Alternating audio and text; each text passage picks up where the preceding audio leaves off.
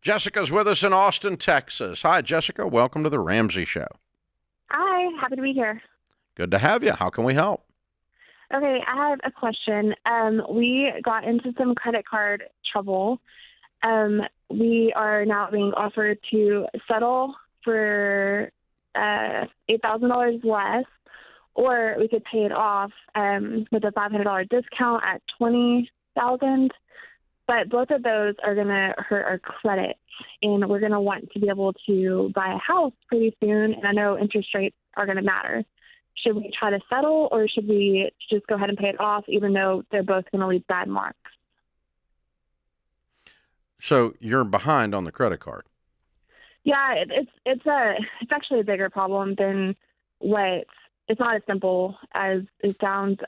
We're supposed to get a 0% interest rate, and they didn't do it, and then they were going to backdate the interest. But they've already reported you as not paying the credit card on time many months. Yeah, but so your credit is already gone, girl. Yeah, but and you're calling me acting like you've got sterling credit and you're about to mess it up. You're already screwed. It's bad, but I don't want to make it worse. I'm trying to rebuild it. Yeah, I don't want you to rebuild it. I want you to quit borrowing money. But what about like a house? You buy a house the way George did. No credit score. And, that means it's going to take longer because you have to get out of debt completely. No open trade lines, no open credit lines. And then 6 months later, 12 months later, while you're saving up your down payment, that credit score will eventually become indeterminable. And then you can use a process called manual underwriting to get that house the right way down the line. So you're not ready to buy a house anyways. So I wouldn't be worried about that. Yeah, you're $20,000 in debt not paying your bills on time. You don't need to talk about buying a house right now. No, we have a lot of money, though. We just sold a house. We have $130,000 in the bank. So we're about to be able to pay off all of our debt. We have $30,000. So total debt is 30. You have 130. Mm-hmm. And so what's your question today? Should you do the question settlement? Is, should she take a discount on a credit card when she has the money to pay it off? You should pay the entire bill that you owe. That's called integrity. Well, I understand that too, but they charged an extra $3,000 on top of what they were supposed to do. And I called them and I told them, I was like, listen, I said, I don't want to get it for less. I want to pay what we owe, but I also want y'all to take the interest off what y'all said that y'all are going to do in the first place, which I have a recording that they said that they were going to do. So I'm sitting here, I'm saying I don't want to take a Okay, so what is the interest dispute about? Explain that. They were supposed to do a 0% interest rate on a charge before I did the charge, and I never did it. And I would call and tell them that, to have it fixed. And each time they're like, okay, well, we'll fix it. And then we're going to send it up to corporate. And then we're going to send it back up to corporate. And they're going to have to backtrack it. Yeah, which credit card is this? Discover. Discover. Yeah, you discovered they suck. Yeah, it's incredibly. And so we've been struggling with them and fighting with them on it. And this is the first time we've ever been in kind of trouble as far as not paying. And all your other bills are current. Yes. All my other bills have always been current. So you have $10,000 in debt that is not this. What is that? We have a Capital One credit card. It's current. Everything else is current. Okay, so just pay it. Mm-hmm. And, whatever you can come to that is ethical and moral that you really owe, and you can come to that amount, pay it. And your credit, though, is already dinged.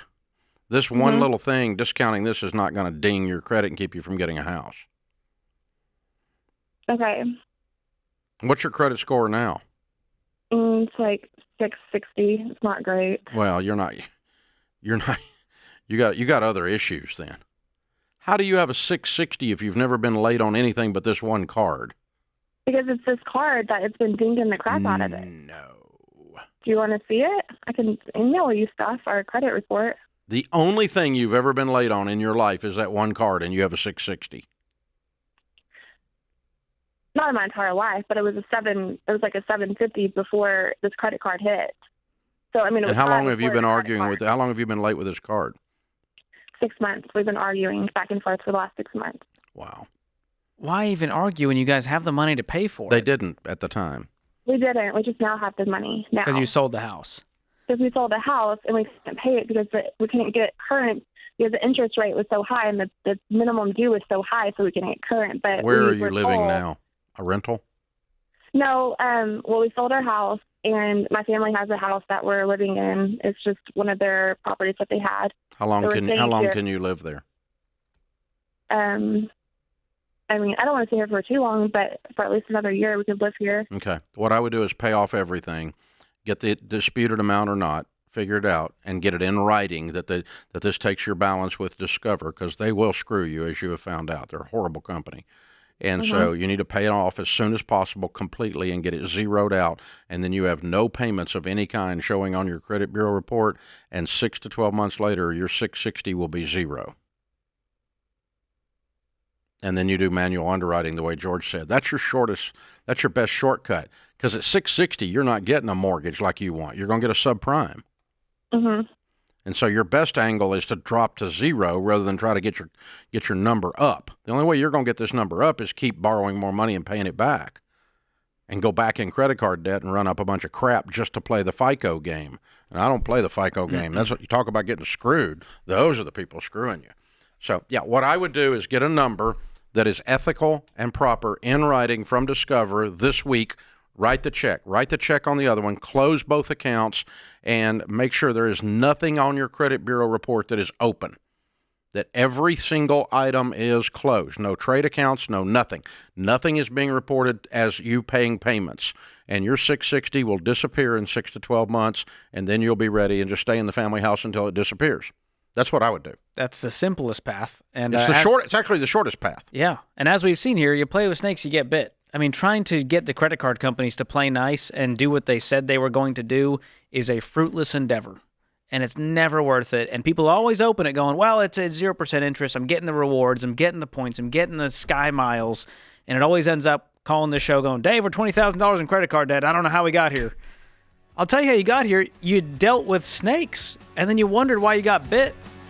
So the simplest thing to do is just not walk into the old cage, Dave. Yeah. I hope that you remember this experience the rest of your life, and the next time someone runs up to you at an airport to have you sign up for a free T-shirt for a credit card, you smack them and walk away giggling. I hope that's what I do. You need to remember this. I don't actually. Dave's not scared of assault charges at this point. I'm not really physically scared, but I mean, my God. Verbally. It's like not a chance, Southwest Airlines. Not a chance. This is the Ramsey Show.